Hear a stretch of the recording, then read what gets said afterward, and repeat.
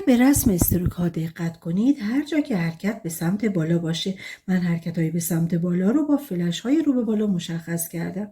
مثلا توی اینترانس استروک کل مسیر ترسیممون رو به بالاست، یا توی دومین استروک یو تایپ آورترن سمت چپ رو منظورمه، یا توی آندرترن سمت راست، یا توی کامپاند کرف دو طرف وسط به سمت پایین ولی سمت چپ و سمت راست حرکت به سمت بالاست. اگر به اینا دقت کنید میبینید که توی حرکت‌های به سمت بالا هیچ فشار اضافی به قلم، خودکار یا مداد وارد نشده، یعنی استروک هامون با ظرافت ترسیم شده. پس قانون اول، در حرکت به سمت بالا فشار اضافی به خودکار، قلم یا مداد وارد نمی کنیم. به عبارت دیگه اون بخش از استروک ها که در حرکت بالا ترسیم میشه نازک یا بدون ضخامت رسم میشه. و اما قانون دوم این که هر وقت حرکت دستمون توی رسم استروک ها به سمت پایینه، مثل استروک دوم سمت راستش، استروک سوم سمت چپش پایین، بعد رفتیم بالا. استروک کامپاندمون قسمت وسطش حرکت به سمت پایین، دو طرف حرکت به سمت بالاست و الی آخر. مثلا توی اوالمون سمت راست به طرف بالاست، این منظورم نیست اینجا، سمت چپ به طرف پایینه.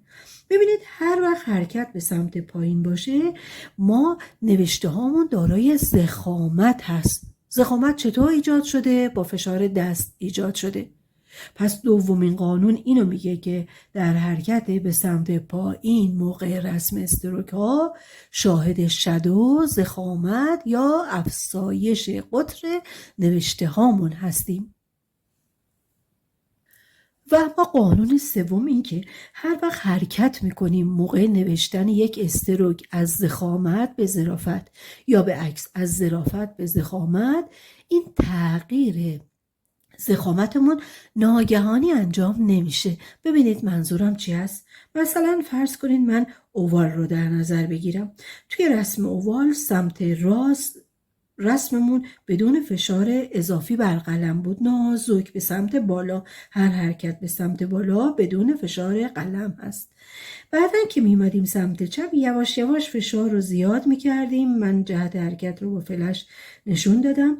یواش یواش فشار رو زیاد میکردیم. پایین که میمدیم میخواستیم برسیم به قسمت نازک، مجددا یواش یواش فشار رو کم میکردیم تا برسیم به قسمت نازک. یعنی در واقع توی اوال این قسمت وسط بیشترین ضخامت رو داره. یکی دیگه از استروک ها رو ببینید. مثلا توی استروک دیسندینگ استملوب، استروک هفتممون، من از اینجا شروع کردم ضخیم، حرکتم به سمت پایین، ضخامت دارم، ولی هرچی اومدم پایین ضخامت رو بیشتر نکردم، کمترش کردم. چرا؟ چون بعد از اینکه پایین رسیدم میخوام بچرخم برم بالا و استروکم باید نازک باشه. پس یواش یواش ضخامت کم شده، اینجا خیلی نازک و حرکت جهتش رو عوض کرده، رفته به سمت بالا. پس قانون سوم، از حرکت توی قسمت های شدو یا ضخامت به سمت ظرافت ها یا به عکس، این حرکت ها به طور ناگهانی انجام نمیشه. تدریجی از ضخامت میریم به ظرافت یا از ظرافت میایم به ضخامت.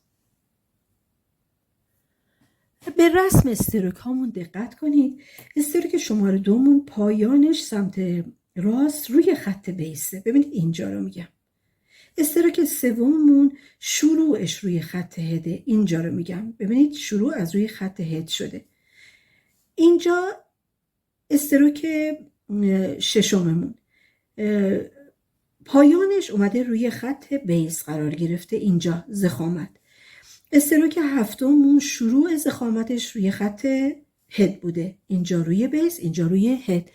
دقت کنید هر وقت ضخامت ها روی خطی قرار بگیره، مثل این، مثل اینجا، مثل اینجا و اینجا، ضخامت ها، من به ظرافت ها کار ندارم، هر وقت ضخامت ها روی خط قرار بگیره این قسمت ضخیم صاف روی خط، یعنی این شکلی مثلا نیست. یک مثلا دیسندینگ استملوب رو بکشید به این شکل بعد بیاد پایین برگرده بالا و اینجا مثلا این شکلی باشه. نه، این تهش باید صاف روی خط قرار بگیره. اینجا تخت صافه. دقت کنید، اینو رعایت کنید تا نوشته هاتون زیباتر بشه. و اما نکته پنجم که خیلی هم اهمیت داره و خیلی مؤثره توی زیبا نوشتن شما، اندازه استروک ها هست. ببینید مثلا اگه اندازه این استروک یو تایپ آورترنتون، این وسط رو میگم، این فاصله، اینو مثلا 2 میل 5 میل هر اندازه‌ای که گرفتید، باید استروک یو تایپ آندرترنتون رو اگه تو همون نوشته استفاده میشه، دهانش دقیقاً با این دهانه برابر باشه. یا توی کامپاند کرفتون این قسمت با این و این، یا این قسمتش با خودش با سمت چپش با یو تایپ چه آورترن چه آندرترن دهانها برابر باشه. حتی قسمت وسط اوال هم قسمت وسطش باید با این دهانها برابر باشه. حتی این لوپ هامون هم این دهانه داخلیش تقریبا اندازه هاش با این دهانه های باز یو تایپ ها و کامپاند و اوال برابر میشه. اینا رو باید مساوی بگیریم تا نوشته هامون زیبا بشه.